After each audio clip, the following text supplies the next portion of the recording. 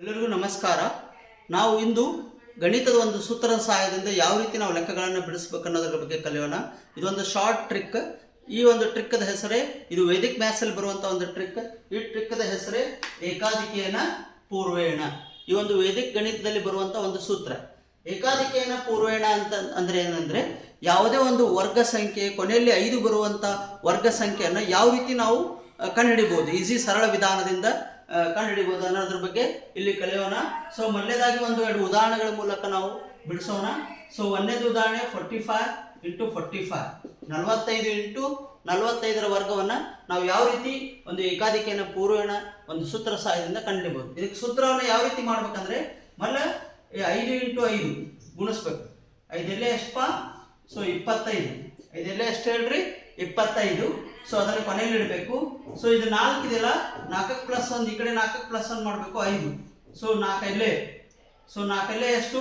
4 ಎಲ್ಲೇ 20. 20 ಈ ಕಡೆ ಇಡಬೇಕು. ಸೊ 45ರ ವರ್ಗ 2025. ಈ ಒಂದು ಸರಳ ವಿಧಾನದಿಂದ ನಾವು ಈ ರೀತಿ ಒಂದು 45ರ ವರ್ಗವನ್ನು ಕಂಡುಹಿಡಿಯಬಹುದು. ಸೊ ಈ ಸೂತ್ರ ಎದಕ್ಕೆ ಅಪ್ಲೈ ಆಗುತ್ತೆ ಅಂದರೆ, ಕೊನೆಯಲ್ಲಿ 5 ಬರುವಂಥ ಒಂದು ಸಂಖ್ಯೆಯ ವರ್ಗವನ್ನು ಮಾತ್ರ ನಾವು ಕಂಡುಹಿಡಲಿಕ್ಕೆ ಈ ಏಕಾಧಿಕೇನ ಪೂರ್ವೇಣ ಸೂತ್ರ ಹೆಲ್ಪ್ ಆಗುತ್ತೆ. ಸೊ ಇನ್ನೊಂದು ಎಕ್ಸಾಂಪಲ್ ಮೂಲಕ ನಿಮಗೆ ಸರಳೀಕರಿಸ್ತೀನಿ. ಸೊ ಈಗ 85 × 85. So same method. 5 ಎಲ್ಲೇ ಎಷ್ಟಪ್ಪ?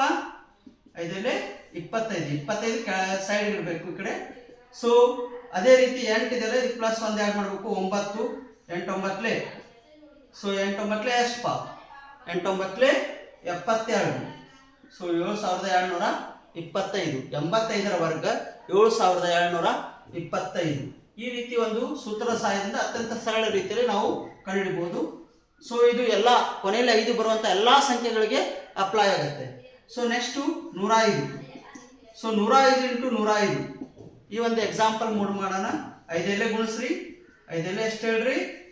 ಕೊನೆಯಲ್ಲಿ 25 ಇಡ್ರಿ. ಸೊ ಈ ಕಡೆ 10 ಇದೆ, ಈ ಕಡೆ 10ಕ್ಕೆ +1 ಕೂಡಿಸ್ರಿ. ಎಷ್ಟಾಯ್ತು ಹೇಳ್ರಿ? ಇದು 11. 10 11 11 110. ಸೊ 105ರ ವರ್ಗ 11025. ಸೊ ಈ ರೀತಿ ಯಾವುದೇ ಸಂಖ್ಯೆ ಕೊನೆಯಲ್ಲಿ 5 ಬಂದರೆ ಆ ಒಂದು ಸಂಖ್ಯೆಗೆ ಈ ಏಕಾಧಿಕೇನ ಪೂರ್ವೇಣ ಎಂಬ ಸೂತ್ರದ ಸಹಾಯದಿಂದ ಅತ್ಯಂತ ಸರಳವಾಗಿ ವರ್ಗವನ್ನು ನಾವು ಕಂಡುಹಿಡಿಯಬಹುದು. ಸೊ 4ನೇದು ಇನ್ನೊಂದು 1000 ಮಾಡಿ ತೋರಿಸ್ತೀನಿ ನೋಡ್ರಿ. 1005 × 1005. So same method. 5 ಎಲ್ಲೇ ಗುಣಿಸ್ರಿ. 5 ಎಲ್ಲೇ ಎಷ್ಟಂದರೆ 25. ಸೊ ಈ ಕಡೆ 100 ಇದೆ, ಈ ಕಡೆ +1 ಆ್ಯಡ್ ಮಾಡಿರಿ. 101 ಆಗುತ್ತೆ. 100 × 101. 100 × 101 ಬರೆದ್ರೆ ಸೊ ಎಷ್ಟಾಗುತ್ತೆ ಅಂದರೆ, ಸೊ ಅದರ ಆನ್ಸರ್ 10,10,10,025. 1005 × 1005ರ ವರ್ಗ 10,10,10,025. ಈ ರೀತಿ 1000 ಇರಲಿ, 100 ಇರಲಿ, 10 ಇರಲಿ, ಯಾವುದೇ ಒಂದು ಸಂಖ್ಯೆಗಳ ವರ್ಗವನ್ನು, ಕೊನೆಯಲ್ಲಿ ಬರುವಂಥ 5ರ ವರ್ಗವನ್ನು ನಾವು ಏಕಾಧಿಕೇನ ಪೂರ್ವೇಣ ಎಂಬ ಸೂತ್ರದ ಸಹಾಯದಿಂದ ನಾವು ಕಂಡುಹಿಡಿಯಬಹುದು. ಈ ಸೂತ್ರ ಎಲ್ಲ ಒಂದು ಕಾಂಪಿಟೇಟಿವ್ ಎಕ್ಸಾಮ್ಸ್, ಯಾವುದೇ ಒಂದು ನೀವು ಕಾಂಪಿಟೇಟಿವ್ ಎಕ್ಸಾಮ್ ಬರಲಿ, ಆ ಎಕ್ಸಾಮಕ್ಕೆ ಈ ಸೂತ್ರ ಬಹಳ ಸಹಾಯವಾಗುತ್ತೆ. ಇದನ್ನು ಯೂಸ್ ಮಾಡಿಕೊಂಡು ನಾವು ಬಹಳ ಈ ಸರಳ ರೀತಿಯಲ್ಲಿ ಕೊನೆಯಲ್ಲಿ 5 ಬರುವಂಥ ವರ್ಗವನ್ನು ಅತ್ಯಂತ ಸರಳ ವಿಧಾನದಿಂದ, ಏಕಾಧಿಕೇನ ಪೂರ್ವೇಣ ಎಂಬ ವಿಧಾನದಿಂದ ನಾವು ಕಂಡುಹಿಡಿಯಬಹುದು. ಸೊ ಈ ಒಂದು ಸೂತ್ರವನ್ನು ನಾವು ಬಹಳಷ್ಟು ಕಾಂಪಿಟೇಟಿವ್ ಎಕ್ಸಾಮಲ್ಲಿ ಯೂಸ್ ಮಾಡ್ತಾ ಇದ್ದೀವಿ.